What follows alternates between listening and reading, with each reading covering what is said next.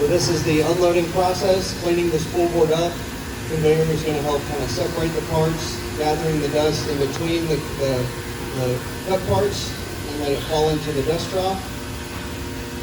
And then as this conveyor indexes and I remove parts, some of the scrap and dust are also going to fall into this outfeed dust trough, so that I can maximize the dust collection and minimize the cleanup.